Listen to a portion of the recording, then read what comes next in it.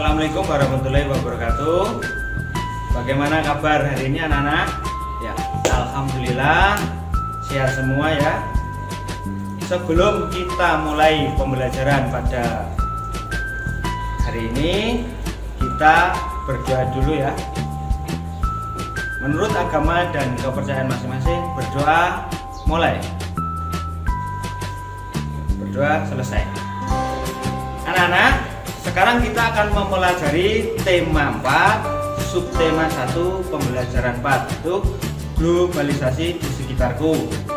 Dalam pembelajaran hari ini, anak-anak diharapkan mampu menjelaskan pengertian globalisasi, kemudian menyebutkan contoh globalisasi, menjelaskan dampak positif dan negatif dari globalisasi, serta menemukan solusi untuk menangani agar perkembangan globalisasi tidak berdampak negatif bagi kehidupan kita.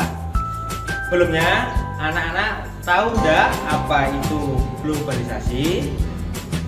Globalisasi adalah masuknya semua aspek kehidupan yang mendunia, atau globalisasi itu dunia tanpa batas. Yang dimaksud dengan semua aspek kehidupan yaitu mulai dari makanan, kemudian pakaian, budaya, sampai dengan media komunikasi dan informasi. Ya. Contoh globalisasi makanan. Dulu pada waktu Bapak masih kecil, masih seumuran kalian, masih duduk di bangku SD, itu makanannya makanan tradisional.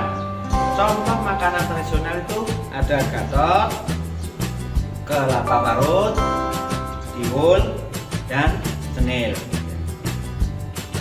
Sekarang dengan adanya contoh globalisasi itu ada makanan modern.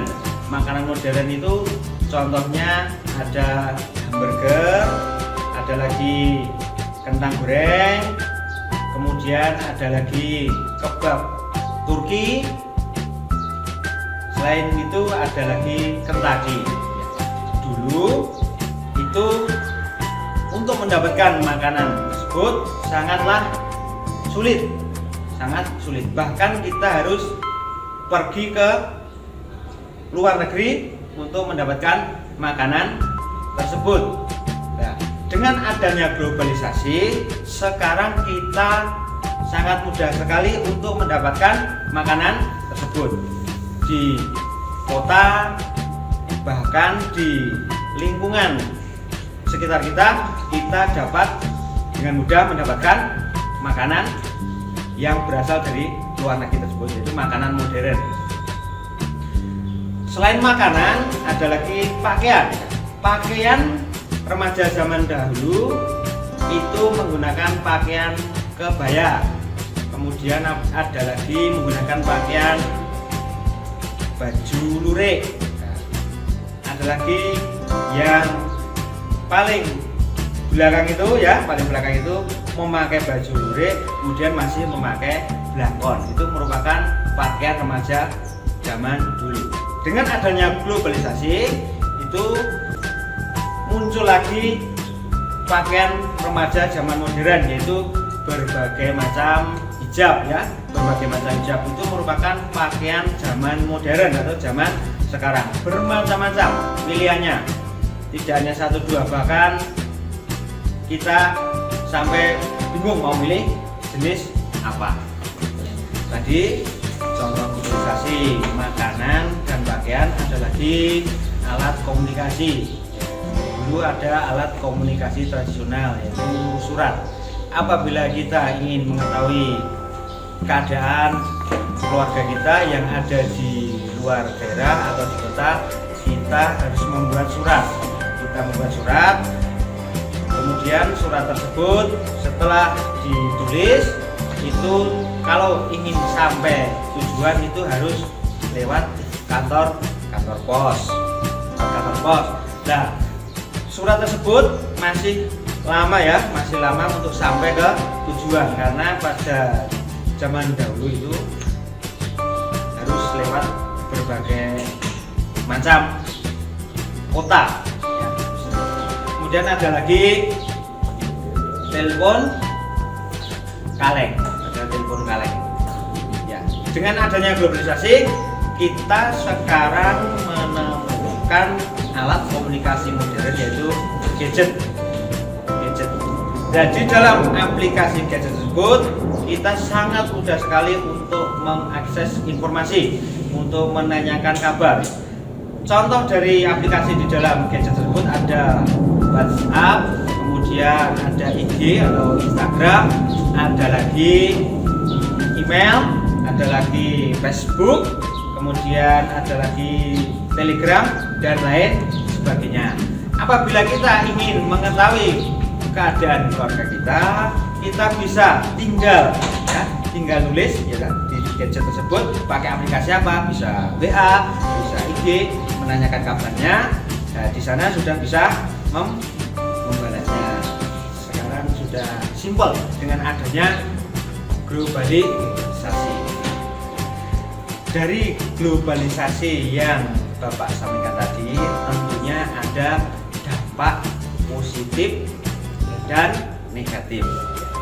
Apa itu dampak positif? Kita jelaskan ya. Dampak positif akibat dari globalisasi yaitu yang pertama, perubahan tata nilai dan sikap. Dengan perubahan sosial budaya, tata nilai dan sikap masyarakat pun cenderung mengalami perubahan, yaitu dari berpikiran tidak rasional, tidak masuk akal ya, ke arah rasional.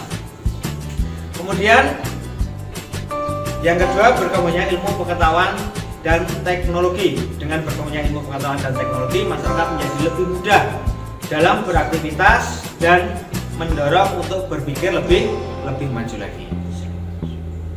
Kemudian yang ketiga itu komunikasi. Komunikasi ya anak-anak.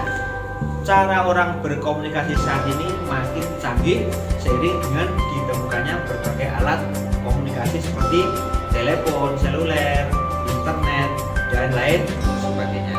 Dengan alat-alat komunikasi tersebut, kita makin mudah berhubungan dengan orang lain dimanapun dan kapanpun. Dengan internet, kita dapat dengan mudah mencari berbagai informasi yang kita inginkan tanpa harus pergi ke suatu tempat. Ya. Selanjutnya yang keempat, meningkatkan kualitas diri. Tuntutan perkembangan zaman di era globalisasi menuntut manusia untuk senantiasa mengembangkan dirinya agar tidak ketinggalan zaman.